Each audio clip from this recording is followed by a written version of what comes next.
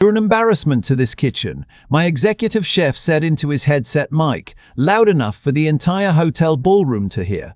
200 industry people, restaurant investors, food critics, franchise buyers, all turning to look at me. 30 years in this business and you still can't adapt. We're moving forward without you, Mitchell. I didn't stand up from my chair at table 12. Didn't throw my napkin down. I just waited for the applause to die down, then raised my hand and said, quietly but clearly, "Before I leave, could someone ask Terry to read Section 9, Paragraph C of my consulting agreement into the record?" That's when the buffet spread they'd been showing off for 2 hours stopped being their biggest problem. But let me back up. My name is Mitchell Hare. I'm 53 years old. I've been in the restaurant and food service industry since I was 22 when I took a second job washing dishes at a steakhouse in Columbus to pay for my daughter's braces. I worked my way up, not the MBA way, the burn your hands on a flat top way. Regional manager at 31, operations director at 38. By the time I turned 45, I'd helped build 3 profitable restaurant chains from scratch. Not market research and mood boards. Actual kitchens, actual menus, actual systems that kept food moving and staff from walking out. The mess with Harrington Group started the way most of these things do. Quietly, with a lot of fake smiling. I came aboard as Director of Culinary Development 18 months before the shareholder showcase. The Harrington Group was a regional hospitality company trying to scale into a national franchise brand. They had the capital, the real estate connections, and a new CEO who talked about disrupting the dining experience roughly 4 times per meeting. What they didn't have was anyone who actually knew how to run food at volume without hemorrhaging money through waste, turnover, and supply chain chaos. That was supposed to be my job. For the first 8 months it was. I built their standardization playbook from nothing. Recipe specs, kitchen layout templates, vendor contracts, staff training manuals. I negotiated their produce and protein agreements directly with 3 regional distributors, saving them somewhere in the neighborhood of $340,000 annually compared to what they'd been paying. I designed the line flow for their flagship location in Nashville. When that location opened and hit break-even in 4 months instead of the projected 12, people noticed. The wrong people noticed. His name was Dominic. 34 years old, culinary arts degree from Johnson & Wales, 2 years at a trendy concept restaurant in Miami, and more confidence than a man with his track record had any right to carry. He came in as Vice President of Brand Experience, which was a title someone invented for him specifically. He wore tailored chef whites to meetings he had no reason to attend and used the phrase elevated simplicity so often I started counting. Dominic didn't know how to cost a menu. I watched him present a quarterly budget where he priced proteins at spot market rather than contracted rate. I didn't say anything in the meeting. I fixed it later alone at my desk, the way I'd fixed 100 things like it. That was my first mistake. Fixing things quietly so the right person didn't look bad. Because Dominic noticed that I noticed, and after that, things shifted. First, it was the vendor calls. I'd been the relationship on all 3 distributor accounts.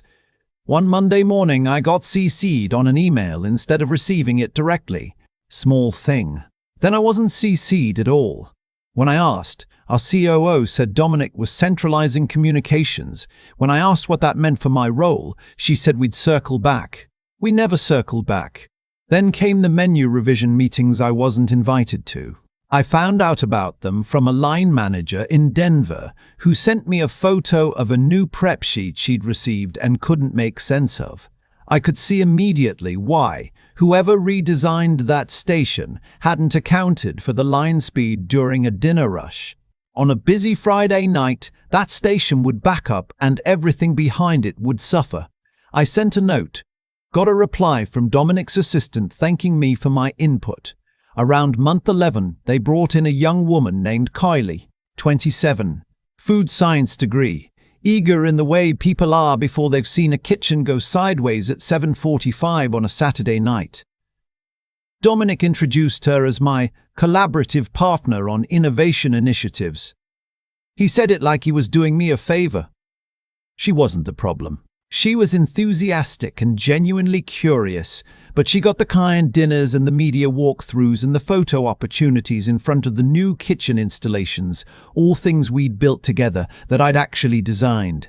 Dominic would stand next to her pointing at equipment I'd specified and talk about the company's vision for next-level culinary engineering. Here's what nobody tells you about being 53 in the food industry. They don't call you old, they call you resistant to innovation. They say your methods are proven but not scalable. They ask if you're comfortable with the pace of change. Everything you spent 3 decades learning gets relabeled as legacy thinking. And suddenly your most valuable asset, the fact that you've seen every possible way something can go wrong, becomes a liability because you keep pointing out what can go wrong. I kept working. I kept showing up. But I also started paying attention differently. There was an afternoon in month 13 where I was walking back from the parking structure and I heard Dominic on a call near the loading dock. He didn't hear me coming. I caught maybe 30 seconds. The shareholder showcase is where we reframe the leadership narrative. He's a great story, built the foundation, honored the craft, but the next chapter needs a different face. I kept walking. That night I went home and sat at the kitchen table with my wife, Renee. She's a high school AP chemistry teacher, practical woman. We've been married 26 years. She looked at me across the table and said, "What are you going to do?" I said. "I'm going to go back and read my contract," she said. "You should have done that 3 months ago." She was right. But here's the thing. I had read it. I'd read it carefully before I signed it, because 18 months before any of this happened, I'd had a different conversation entirely. When Harrington Group first approached me, they were in a hurry. They needed someone with operational credibility before a financing round. I had leverage. I didn't fully understand yet. I hired an employment attorney, a woman named Agnes who specialized in creative economy IP, and she walked me through the standard agreement they'd sent over. Standard language, she said. Company owns all work product developed during the engagement. I asked her, what if we modified that? She looked up from the document. What if the proprietary systems I develop, the vendor frameworks, the kitchen layout standards, the training architecture, what if those revert to me in the event of termination without cause? She thought about it, said it was unusual but not unenforceable, said we'd need them to agree to it in writing and have it countersigned by an officer of the company. Said they'd probably agree because they were in a hurry and most executives don't actually read what they're signing if they trust the person presenting it to them. She was right about that too. The COO countersigned the modified agreement on a Thursday afternoon during a meeting that also covered their health insurance elections and the parking garage dispute with the building next door. Section 9, paragraph C was 200 words of legal language that said, in plain terms, terminate me without documented cause and everything I built goes with me. Nobody flagged it. Nobody asked about it. They were focused on getting me to start. So for 18 months I worked, built things that lasted, documented everything under my name, vendor agreements, architectural specs, training manuals, the proprietary cost modeling spreadsheet that became the backbone of their whole expansion financial model. Every version saved with my initials. Every framework I presented, I kept a time-stamped copy, not because I was paranoid. Because I'm an engineer by instinct, and engineers document. The shareholder showcase was at the Grand Hyatt in Nashville. 200 people, half of them prospective franchise buyers, the other half investors or industry press.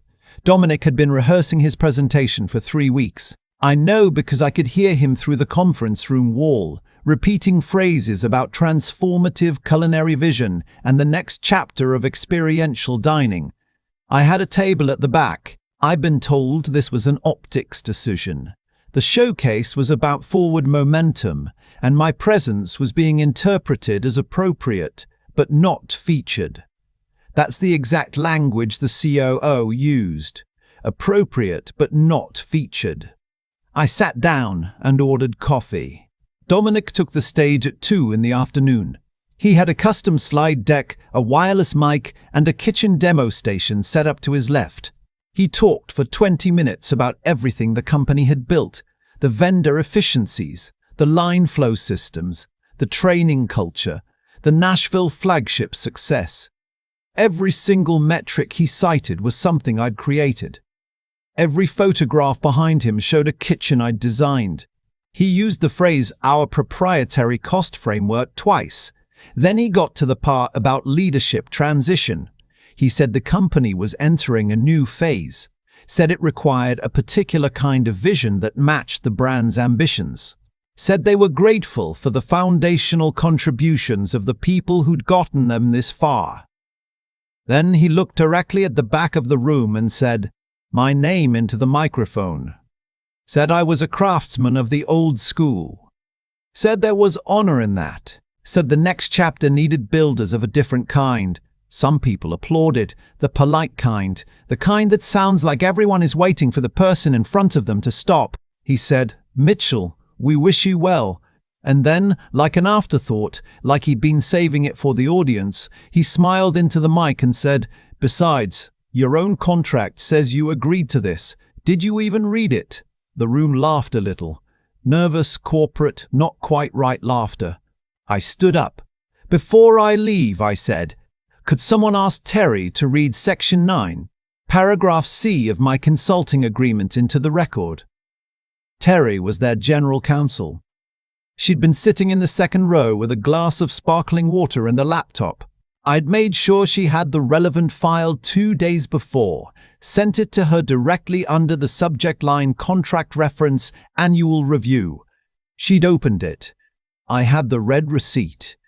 The room went still. Dominic kept smiling, but it was the smile of a man who's realized the floor beneath him might not be load-bearing. Terry opened her laptop, scrolled, cleared her throat. She read, Section 9, Paragraph C. In the event of termination without documented cause, all proprietary systems, frameworks, vendor agreements, training architectures, cost modeling tools, and related intellectual property developed by the consultant during the engagement period shall immediately revert to sole ownership of Mitchell Hare, including all associated documentation, derivative works, and distribution rights. A man in the investor section said out loud, "Is that valid?" Terry closed her laptop.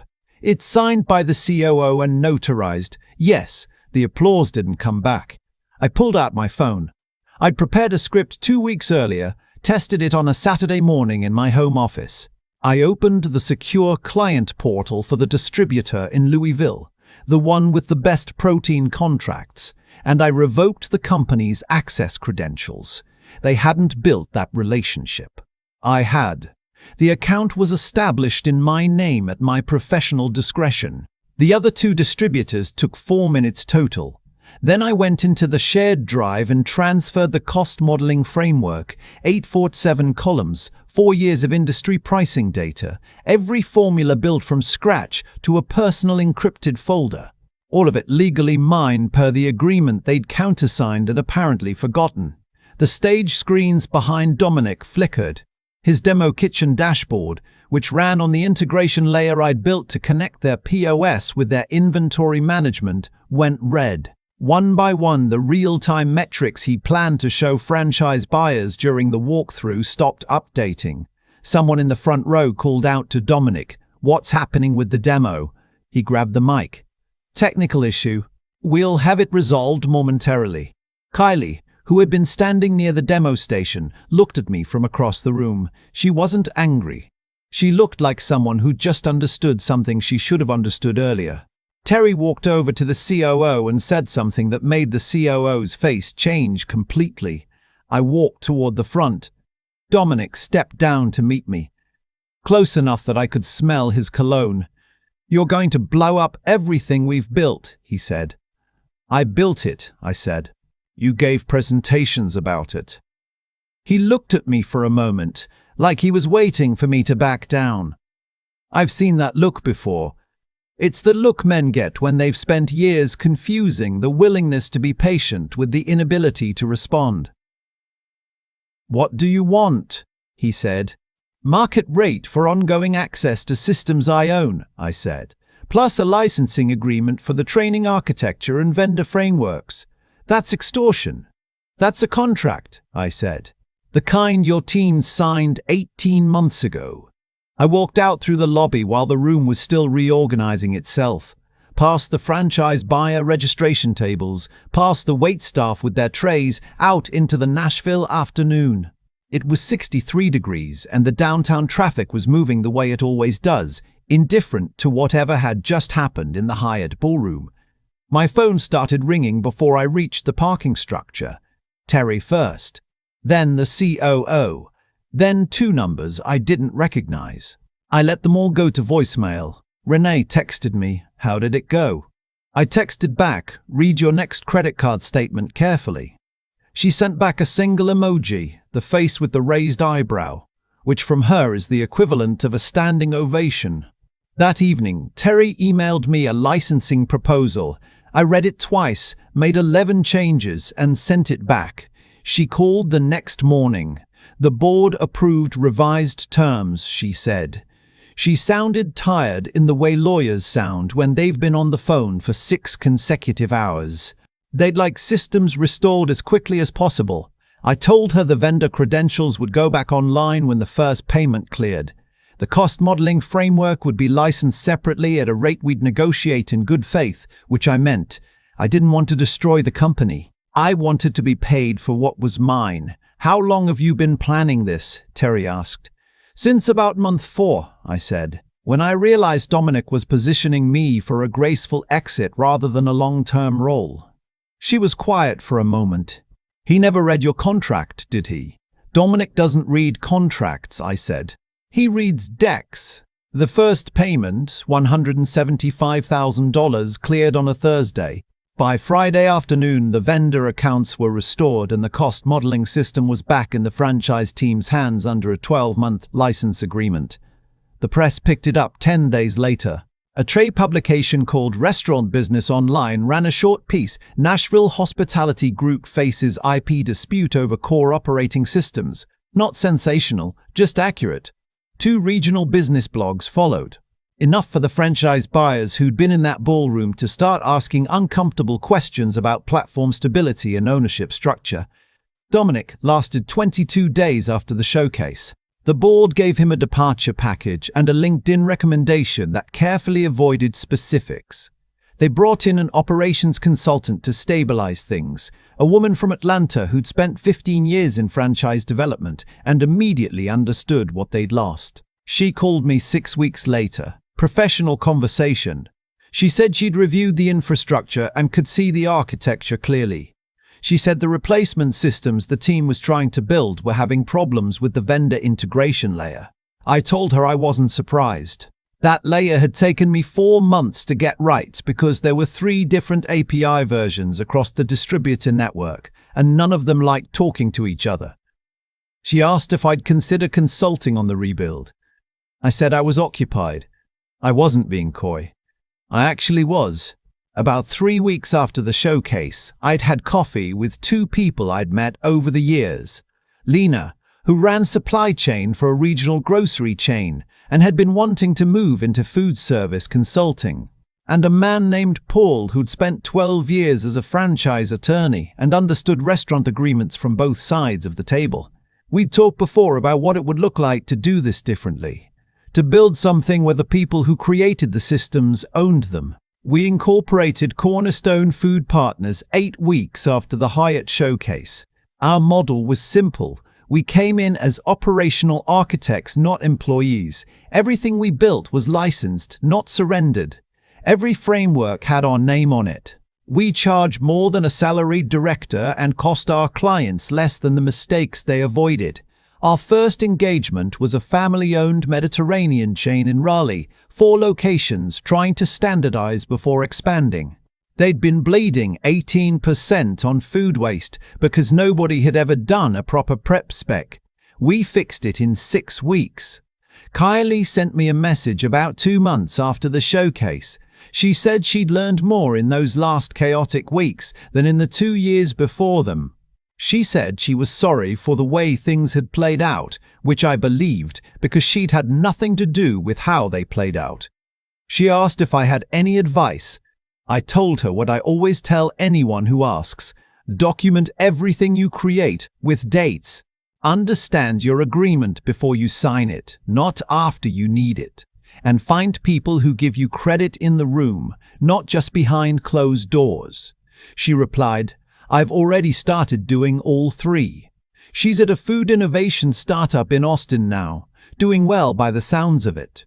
The licensing arrangement with Harrington Group ran for 2 years before they transitioned to a rebuild platform. I heard the rebuild cost them nearly 3 times the licensing fees would have over the same period, mostly because the team kept underestimating the regulatory and health code compliance layers that had to be baked into the inventory management.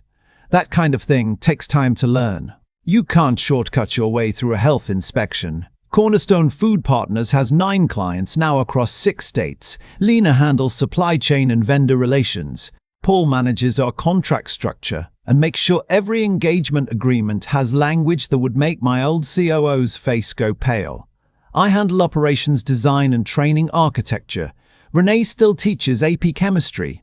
She's been approached twice about moving into administration, and both times she said no because she likes being in the room where the actual work happens. I understand that more than I used to. My daughter Claire finished her nursing degree last year. My son-in-law works in commercial HVAC, runs his own crew, books 4 months out. Neither of them has an MBA. Both of them are doing fine. I'm 53 years old, running a company that treats operational expertise as an asset rather than a transition problem. We work with people who understand that the person who built the thing is usually the best person to explain the thing, and that experience is information.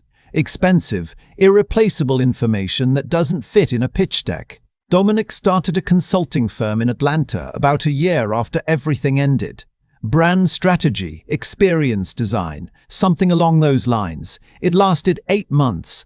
I don't know what he's doing now, and I don't spend time thinking about it. What I do think about is a senior woman named Adele who reached out to me through LinkedIn last spring. She'd been a corporate pastry chef turned operations director at a Chicago hotel group for 11 years. She'd built their event catering infrastructure from nothing. New ownership came in, brought with them a VP from the hotel tech world who wanted to modernize everything, and suddenly 11 years of institutional knowledge was being reframed as an obstacle to progress. She said she'd heard about what happened at the Harrington showcase, asked if I had advice. I told her to pull out her employment agreement and read it, all of it, not the offer letter, the actual agreement. Look for the IP clause. If it's standard boilerplate, talk to an employment attorney about whether there's still time to negotiate. Document everything she'd built, not for revenge, for accuracy. And start keeping copies. She wrote back the next day, said she'd already scheduled the call with an attorney. The system keeps repeating itself. Companies forget that the person who built the thing is the person who understands the thing. Engineers, chefs, architects, developers, people who actually make things get eased out by people who are better at presenting things. The credit migrates upward while the knowledge walks out the door. More people are reading their contracts now. More people understand that what they build has value independent of who employs them at any given moment. That's a slow shift, but it's real. I still read every agreement before I sign it. Every clause. Every paragraph, every line of fine print that lands on my desk. Not because I'm suspicious by nature, because I've learned that the most important moment in any professional relationship isn't the day you start working. It's the day you understand exactly what you agreed to. Dominic called it a contract. He just never read the one that mattered. I think about that Tuesday afternoon in Nashville more than I probably should, not the part where Dominic's face changed when Terry finished reading, though I'd be lying if I said that image doesn't still come to me sometimes when I'm driving. I think about the years before it, the quiet ones. The mornings I fixed things that weren't my job to fix anymore and told myself that doing good work was enough, that people would eventually notice, that patience was the same thing as strategy. It wasn't. Patience without preparation is just waiting, and waiting is not the same as being ready. What Dominic understood, or thought he understood, was that experience could be replaced by energy. That a man who had spent 30 years learning from failure was less valuable than a man who had never failed visibly yet. He wasn't evil. He was just wrong in the way that people get wrong when they confuse confidence with competence and credit with contribution. The system around him rewarded the kind of performance that shows well in a ballroom, and so he performed. That's cause and effect, plain and simple. What he didn't account for was that the same system, the same contract law, the same IP framework, the same professional documentation practices could work just as well for me as for him. Maybe better, because I'd actually read it. That's the part that stays with me. Not that I won, but why I was in a position to win it all. It wasn't luck, and it wasn't genius. It was the decision, years earlier, to treat my own work like it mattered, even when the people around me were starting to act like it didn't. Every time-stamped file, every countersigned page, every vendor relationship built in my name rather than the company's. Those weren't acts of paranoia. They were acts of self-respect, the kind that doesn't require anyone else's permission or approval, just the discipline to keep doing it when nobody's watching. I've talked to a lot of people since Cornerstone started. Engineers, chefs, designers, researchers, people who built things that their employers later claimed as their own. Almost all of them say the same thing when they describe how it happened. They trusted that the organization would do right by them. And I understand that impulse. I had it too. But trust without verification isn't trust, it's hope. And hope is not a contract clause. Renee said something to me a few years ago that I keep coming back to. She said, the kids who do best in my class aren't the ones who are naturally smart. They're the ones who believe the work they put in today will matter on the day it counts. That's it. That's the whole thing. Mitchell Hare didn't win in that ballroom because he was cleverer than Dominic. He won because he had done the unglamorous work, the reading, the documenting, the asking of uncomfortable legal questions in a meeting where everyone else was focused on their stock options, years before there was any reason to think it would matter. That's what I want anyone who sees themselves in this story to take away. Not revenge, not score settling. The understanding that integrity in your own craft, the quiet, daily decision to treat your work with the seriousness it deserves, builds something that no one can reframe or reorganize away from you. That the strength to hold your position when someone with more authority tries to diminish you comes not from anger, but from knowing exactly what you built and exactly what it's worth. Dominic called it a contract. He just never read the one that mattered. Neither did the room, until I asked them to.